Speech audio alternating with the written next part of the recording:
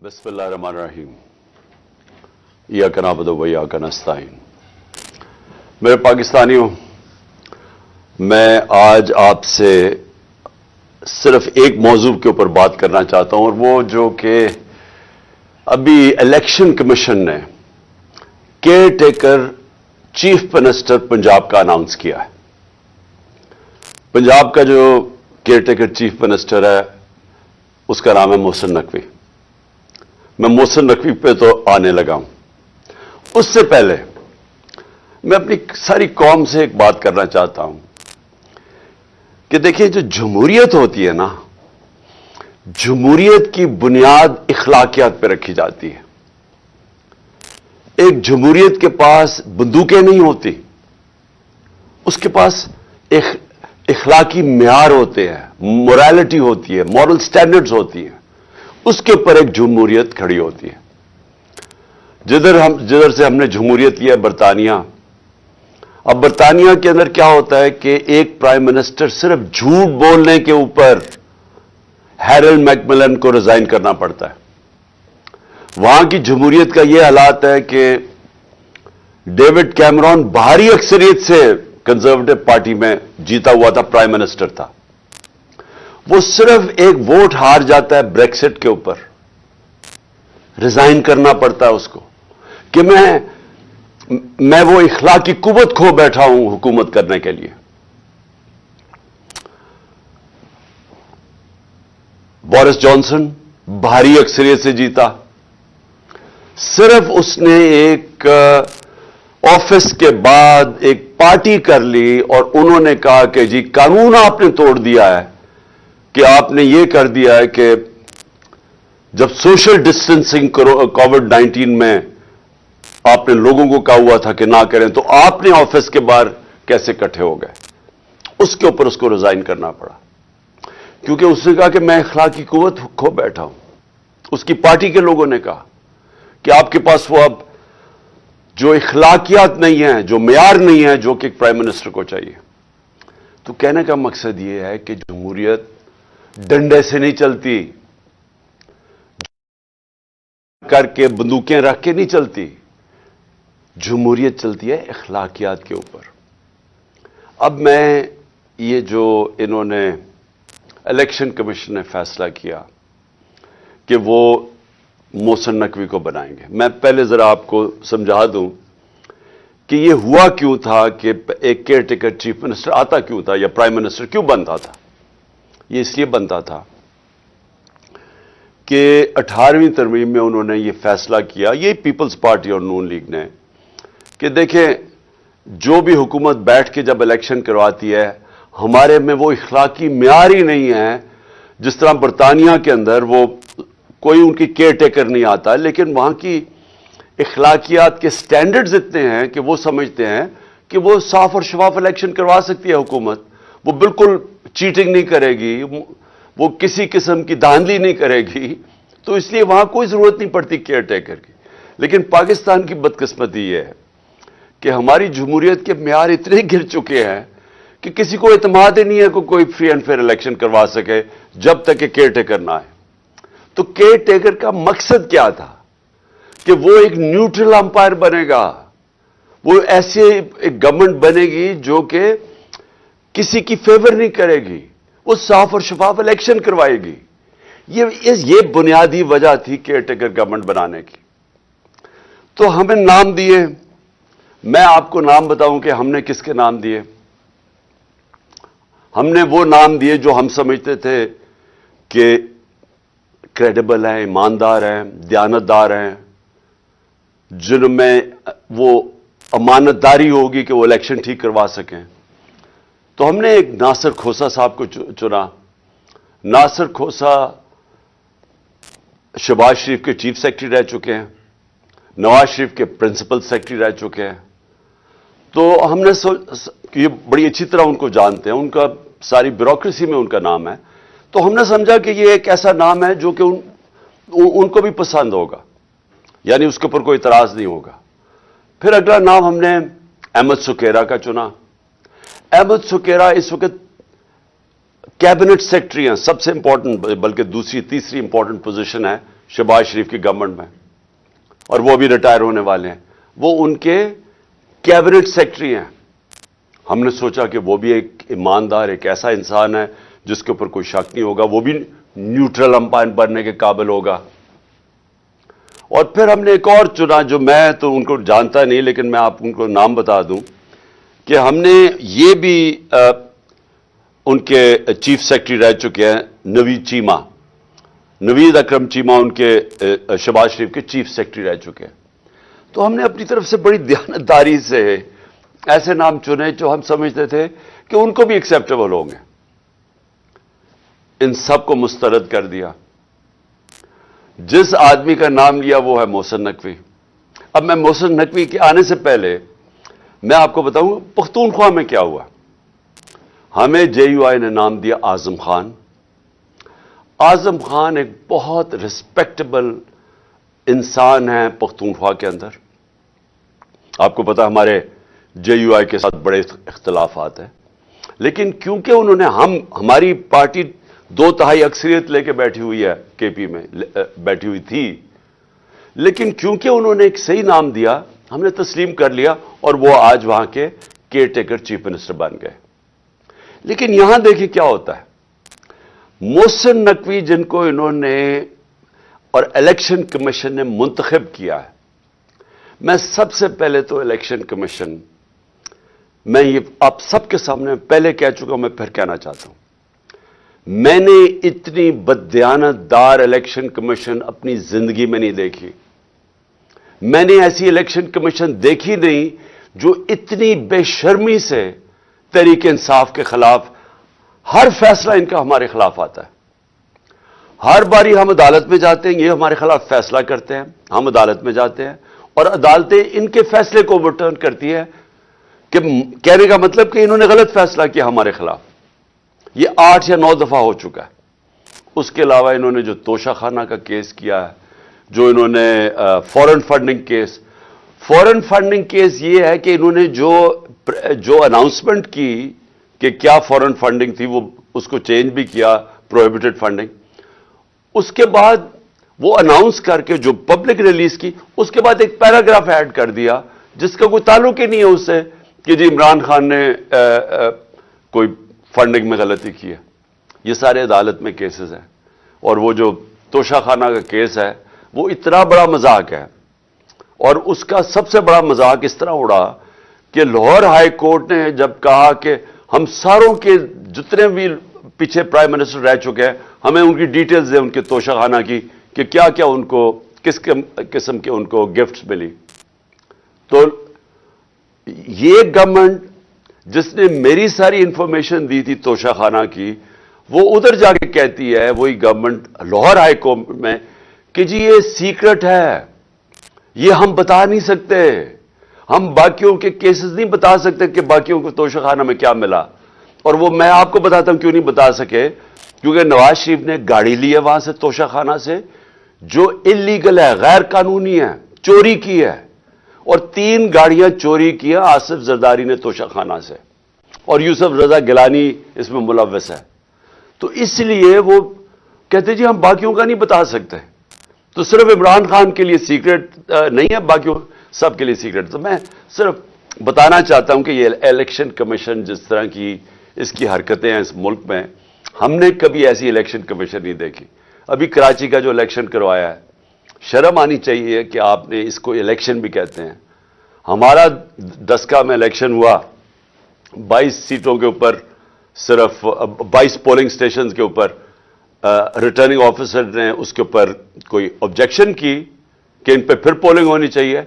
उसने सारा इलेक्शन खोल दिया जो तकरीबन 400 पोलिंग स्टेशन का था। तो ये इसकी हिस्ट्री है। अब ये जरा मैं आपको मोहसिन नकवी का बताना चाहता हूं, ये आदमी कौन है।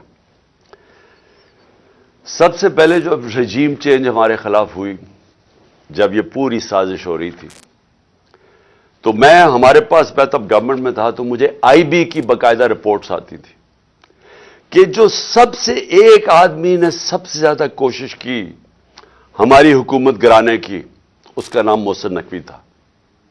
ये भागा फिर रहा था सारी जगह, कभी नवाज शरीफ को पैगाम लेके जा रहा है, زرداری کا تو کبھی زرداری کے ساتھ مل کے سندھ ہاؤس کے اندر بیٹھا ہوا ہے، لوگوں کی حرام کے پیسے سے لوگوں کو خرید رہا ہے. یہ سب پیش تھا. ہر جگہ محسن نقوی کا نام آتا تھا کہ اس نے سب سے زیادہ کوشش کی اس کانسپریسی کو کامیاب کرنے کے لیے. اور یہ وہ ایکس آرمی چیف کو بھی ملتا تھا جس کی اصل تو ماسٹر مائنڈ وہ تھا. لیکن جتنے بھی پلیئرز اس کے ارد گرد تھے اس میں ایک پلیئر جس کا سب سے زیادہ نام آتا تھا اس کا نام محسن نقوی تھا. تو یہ جس کو زرداری کہتا تھا یہ میرا بیٹا ہے، یعنی زرداری نے اس کو اپنا بیٹا بنایا ہوا تھا. اب یہ سوچ لیں کہ اس کا کیریکٹر کیا ہوگا کہ زرداری جیسا آدمی جو انٹرنیشنلی ساری دنیا زرداری کو جانتی ہے کہ کرپٹ ترین آدمی ہے، اس کے اوپر کتابوں کے اندر انٹرنیشنلی کتابوں میں زرداری کا چوری کا ذکر ہے. آج سے 30-35 سال پہلے اس کو مسٹر 10% باہر کی دنیا میں کہنا شروع ہوا، اس کا نام رکھا گیا. اس کے اوپر مضمون نکلے ہوئے ہیں اخباروں کے اندر اس کی چوری کے اوپر. اس زرداری جس کو اصل میں نیب میں جیل میں ڈالنا چاہیے تھا اور جیل میں گیا اور بچایا گیا، ہمیں سب کو پتا ہے کہ NRO 2 کی وجہ سے جو جنرل باجوہ نے دیا سب بچ گئے. وہ زرداری اس کو اپنا بیٹا سمجھتا ہے، اور وہ جو بیٹا ہے اس کی کیا اخلاقیات ہوں گی آپ کو پتا ہونا چاہیے کہ 2008 میں اس نے 35 لاکھ روپیہ نیب کو واپس کیا تھا، تسلیم کیا تھا کہ میں نے چوری کی ہے، اس لیے میں 35 لاکھ روپیہ آپ کو نیب کو واپس کر رہا ہوں. یہ وہ آدمی ہے، نہ اس کے اندر وہ اخلاقی معیار ہے، نہ اس کے اندر وہ غیر جانبدارانہ صلاحیت ہے جو کہ ایک کیئر ٹیکر میں آنا چاہیے. اور اس کے بعد اگر کسی کو کوئی شک ہے کہ یہ تحریک انصاف کا بدترین دشمن ہے، اس کی جو چینل 24 کبھی اٹھا کے دیکھ لیں، اس میں مسلسل تحریک انصاف کے خلاف پروپیگنڈا چلتا رہتا ہے. کوئی بھی جانتا ہے، صحافت میں سب جانتے ہیں کہ یہ ہمارا بدترین دشمن ہے، سیاست میں سب جانتے ہیں، اور ہمیں سارا پتا ہے کہ رجیم چینج کے اندر جب ہماری حکومت گرانی تھی اس کا کتنا بڑا ہاتھ تھا. اب اس آدمی کو اگر انہوں نے بنایا ہے اس پنجاب کا کیئر ٹیکر چیف منسٹر، تو اس کا کیا مطلب ہے؟ اس کا مطلب یہ ہے کہ اس کے پیچھے وہ لوگ ہیں جنہوں نے کاٹا ڈالا ہوا ہے عمران خان کے اوپر، جنہوں نے فیصلہ کیا ہے کہ عمران خان اب کامیاب نہیں ہوگا. وہ لوگ جن کو ابھی تک میں پھر سے کہتا ہوں نہ تاریخ کا پتہ ہے، نہ ان کو سیاست کی سمجھ ہے، نہ ان کو پتہ ہے کہ کاٹا مار کے اس ملک کو کتنا بڑا نقصان کیا گیا ہے ہماری تاریخ میں. میں یاد کرانا چاہتا ہوں کہ مجیب الرحمان کے اوپر کاٹا ڈالا گیا تھا، ملک ٹوٹ گیا. جب پیپلز پارٹی پہ ذوالفقار علی بھٹو پہ کاٹا ڈالا گیا اور اس کی پیپلز پارٹی پہ، تو خاص طور پہ کراچی میں MQM بنائی گئی. اس کا کراچی کے اوپر کتنا نقصان ہوا آپ اندازہ ہی نہیں لگا سکتے. کہ دبئی شاید اتنا اس وقت جب ابھر رہا تھا تو کراچی سے لوگوں نے جو انتشار ہوا تھا کراچی، انہوں نے دبئی میں جا کے کاروبار شروع کیے تھے. اور پھر وہی MQM کے اوپر جب کاٹا لگایا تو حقیقی بنا دی. پھر جو آج بلوچستان میں ابھی تک وہ آگ نہیں بجھی جو کہ نواب اکبر بگٹی کے اوپر کاٹا لگایا گیا. یہ جو سیاستدانوں کے اوپر کاٹا لگایا جاتا ہے، یہ ملک نے بڑی بھاری قیمت ادا کی ہے. اور یہ بند کمروں میں جن لوگوں کو سمجھ نہیں ہے وہ جب لگاتے ہیں تو یہ ملک نقصان اس کا اٹھاتا ہے. اب عمران خان کے اوپر فیصلہ ہو گیا کاٹا لگانا. کاٹا لگانے کا یہ سامنے اب آ گیا محسن نقوی. محسن نقوی نے اب کرنا کیا ہے، یہ میں ابھی آپ کے سامنے پیشن گوئی کر رہا ہوں، کیونکہ یہ اتنے بیوقوف لوگ ہیں جو یہ کرتے ہیں کہ ان کو یہ نہیں پتا کہ ساروں کو ان کے پلان کا پتہ چل جاتا ہے پہلے سے کہ یہ کیا کرنے جا رہے ہیں. یہ کیا کرنے جا رہے ہیں، یہ پہلے یہ اب آ گیا محسن نقوی. یہ اب وہ سارے وہ لوگوں کو لے کے آئے گا، پولیس والوں کو اور بیوروکریٹس کو جو ہمارے سخت مخالف ہیں. جن لوگوں کو یہاں پاور دی جائے گی بیوروکریسی میں اور پولیس میں جن کا 1 پوائنٹ ایجنڈا ہوگا کہ تحریک انصاف کو اب کیسے دبا رہا ہے. سارا پولنگ سٹیشن الیکشن کا سٹاف ہوگا, وہ چن چن کے لگایا جائے گا کہ دھاندلی کیسے دھاندلی کر کے تحریک انصاف کو ہرانا ہے. ان کو خوف آیا ہوا ہے, پتہ ہے ان کو کہ اس وقت تحریک انصاف کی مقبولیت پاکستان میں کیا ہے, اور ان کو پتہ ہے کہ یہ الیکشن کے ذریعے اب ہمیں ہرا نہیں سکتے, اس لیے الیکشن کروانا نہیں چاہتے, الیکشن کو ڈیلے کرتے رہیں گے. اور کوشش ان کی اب تک یہی رہی ہے کہ کسی نہ کسی طرح اس کو ڈیلے کریں. لیکن اگر جب بھی الیکشن ہوگا تو انہوں نے, جب سارے امپائر بھی اپنے ہوں گے, سٹاف بھی اپنا ہوگا, ہر چیز الیکشن کمیشن تو پہلے ان کی ہے, تو جب یہ پورا جب تک جیت نہیں سکیں گے یہ الیکشن نہیں ہونے دیں گے. اور کیسز ہوں گے, عمران خان کو ڈسکوالیفائی کرو, اس کو جیل میں ڈالو, پی ٹی آئی کے لوگوں کو جو لیڈرز ہیں ان کے اوپر کیسز کرو, ان کو الجھا دو, ورکرز کو پکڑو اندر ڈالو, ایف آئی آر کرو. یہ بالکل جو زرداری کا جو فارمولا سندھ کے اوپر جو کنٹرول کر کے بیٹھا ہوا ہے وہ ایسے ہی ہے. کوئی اس کی زرداری کی پبلک میں, یہ ڈرتا ہے پبلک میں جاتے ہوئے. اس کی پیپلز پارٹی کی یہ مقبولیت ہے کہ سیلاب کے دنوں میں لوگوں کے سامنے نہیں نکل سکتے تھے اور ابھی بھی نہیں نکل سکتے. لیکن ان کا کام یہ ہے کہ پیسہ چلاؤ, خوف, ہراساں, ایف آئی آر, ونڈو سے لوگوں کو ڈراؤ, اور پھر کھل کے دھاندلی کرو, اور کوئی ان کو پوچھنے والا نہیں کیونکہ الیکشن کمیشنر ان کے اپنے لوگ بیٹھے ہوئے ہیں. تو یہ بھی اب کراچی کا جو جس طرح کا الیکشن کروایا گیا, یہ ان کی کوشش ہے کہ یہ اب سب کچھ کنٹرول کر کے اپنا الیکشن کروائیں گے. میں ویسے آپ کو بتا دوں, ہم نے پوری اپنی کوشش کی. ہم نے یہ کوشش کی کہ ہمارا ملک مشکل, جب ہماری گورنمنٹ گرائی گئی تو ہم نے کوشش کی کہ ہم ہر طرح اپنے ملک میں انتشار نہ ہونے دیں. ہم نے آئین کے بیچ پہ رہ کے سب کچھ کیا. ہم نے آئین کے بیچ پہ رہ کے اپنی ساری جتنے جلسے جلوس کیے, ہمارے کوئی 65 سے زیادہ جلسے میں نے کیے, اور پاکستان کی تاریخ میں سب سے بڑے جلسے ہوئے. پرامن رہے, کبھی اتنی بڑی پبلک نہیں نکلی, لیکن ہم نے کسی قسم کا انتشار نہیں ہونے دیا. 2 دفعہ ہم نے مارچز کی, لانگ مارچ. ایک دفعہ 25 مئی کو انہوں نے ہمارے اوپر شدید ظلم کیا, اور ہمیں ہے کہ اب خوف ہے کہ ابھی وہی لوگوں کو جنہوں نے ظلم کیا تھا ان کو پھر واپس پنجاب میں لے کے آئیں گے. انہوں نے ہمارے پہ ظلم کیا, انتشار کیا, اور اگر میں 26 کی صبح کو لانگ مارچ نہ ختم کرتا تو ہم سب کو پتا تھا کہ خون خرابہ ہوگا. اس کی وجہ سے ہم پیچھے ہٹ گئے. پھر ہم 26 نومبر کو نکلے, جب ہم پنڈی میں گئے, لاکھوں لوگ تھے. اب صرف اور صرف یہ کرنا تھا کہ ہم اسلام آباد کی طرف نکل جاتے تو انتشار شروع ہو جانا تھا. گورنمنٹ سنبھال ہی نہیں سکتی تھی اتنی پبلک کو. لیکن ہم نے فیصلہ کیا کہ ہم صرف اپنے آئین اور قانون کے بیچ میں رہیں گے, کوئی انتشار نہ پاکستان میں پھیلے. اس کے بعد اپنی گورنمنٹس ہم نے گرائی. یہ کبھی بھی نہیں, مجھے بتائیں کوئی پاکستان کی تاریخ میں کسی نے اپنی گورنمنٹس گرائی ہوں؟ یعنی آپ 60% پاکستان میں پاور میں بیٹھے ہوں اور آپ فیصلہ کریں ہم گرائیں. کیوں گرائی ہم نے؟ کیونکہ میرا یہ ایمان ہے, میری ساری عقل مجھے بتا رہی ہے کہ اگر اس ملک میں صاف اور شفاف الیکشن نہ ہوئے, یہ ملک ادھر جا رہا ہے جو ہم سب کے ہاتھ سے نکل جائے گا. مجھے خوف یہ ہے کہ یہ سری لنکا کی طرح یہاں سڑکوں پر انتشار ہوگا. بالکل اس طرف پاکستان جا رہا ہے. کبھی پاکستان کی تاریخ میں ایسی معاشی حالات نہیں تھے جو آج ہیں. اور معاشی حالات کیوں ہیں؟ کیونکہ ان چوروں کو اوپر بٹھا دیا جو 30 سال سے اس ملک کو لوٹ رہے تھے. ان کے 30 سالوں میں پہلے ہندوستان آگے نکلا پاکستان سے, پھر بنگلہ دیش نکلا. تو ان کے پاس تو کبھی بھی وہ صلاحیت نہیں تھی جن لوگوں نے ملک کو پہلے معیشت تباہ کی ہو. کیونکہ بینکرپٹ تھا پاکستان 2018 میں جب ہماری حکومت آئی ہے. ادھر سے ہم نے اٹھائی حکومت, اور انہوں نے آتے ساتھ ہی اپنے کیسز معاف کروائے.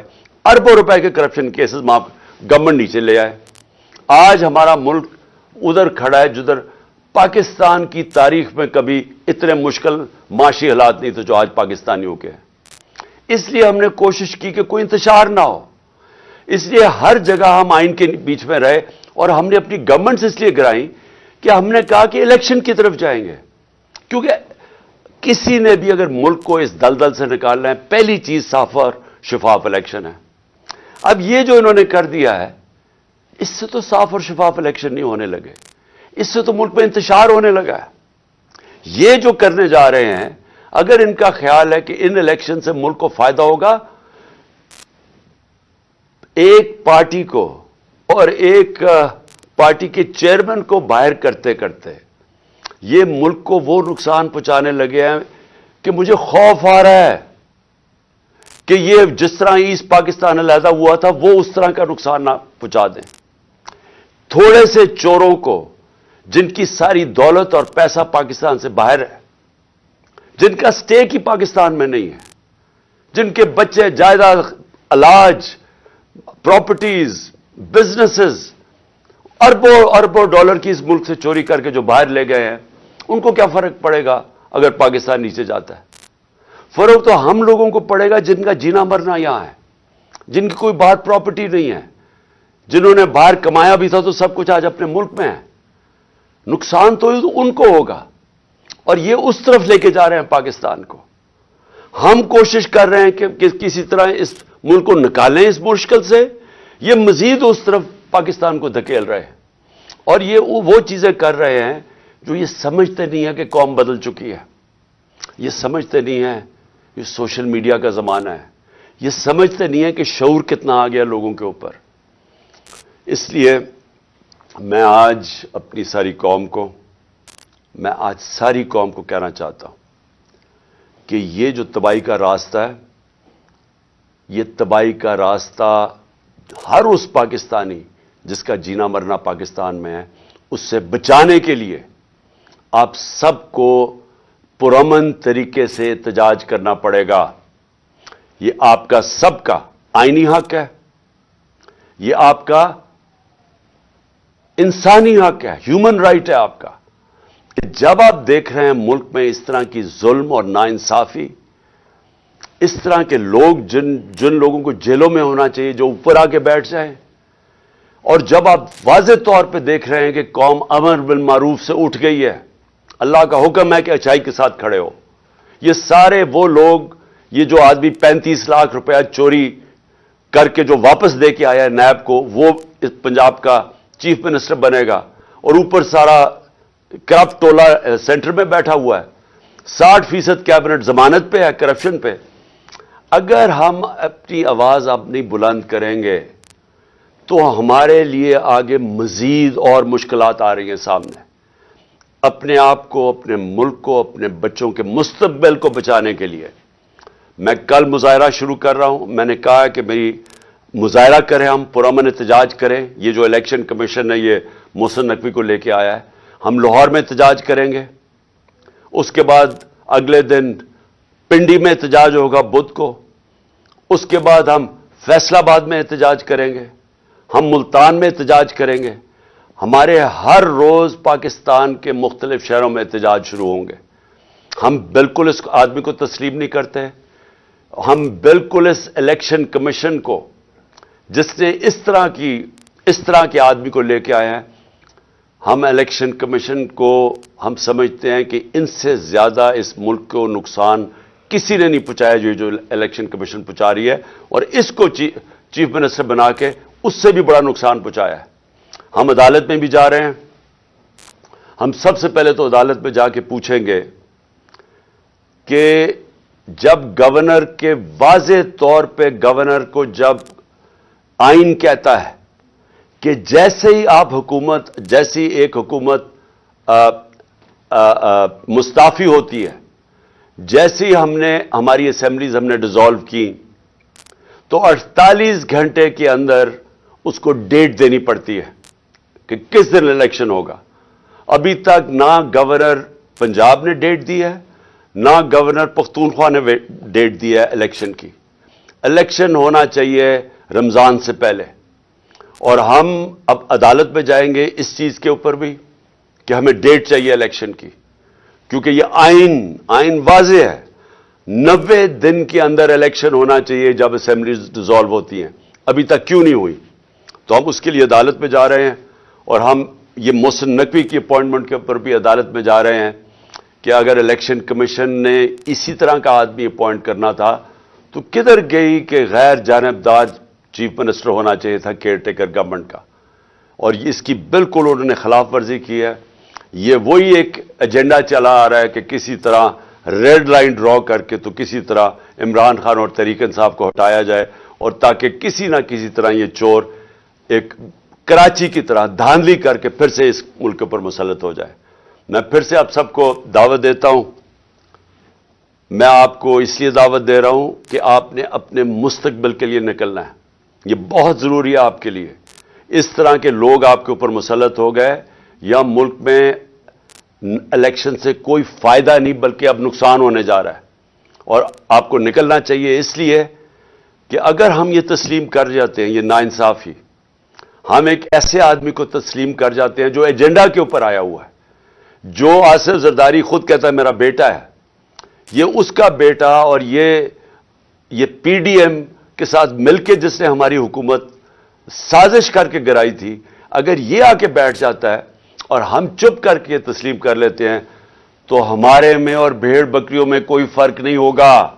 اس لیے آپ سب نے نکلنا ہے کل سے میں انشاءاللہ لاہور نکلیں گے، اور پھر سے میں کہہ رہا ہوں پرسوں ہم پنڈی میں نکلیں گے۔ پاکستان زندہ باد۔